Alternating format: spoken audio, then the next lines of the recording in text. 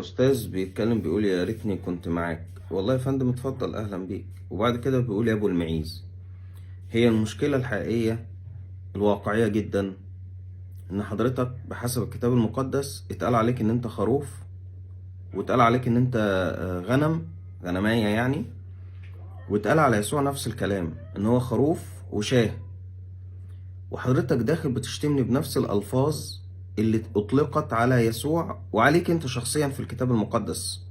يسوع قال ارعى غنمي ارعى خرافي لبطرس في انجيل يوحنا 21، طبعا بغض النظر عن الاصحاح كله مضاف. ويسوع نفسه اتقال كشاة تساق الى كده في اشعياء 53، وهو بنفسه اتقال عنه هؤلاء سيحاربون الخروف والخروف يغلبهم لانه رب الارباب. فهو خروف وشاة وانت خروف ومعزة.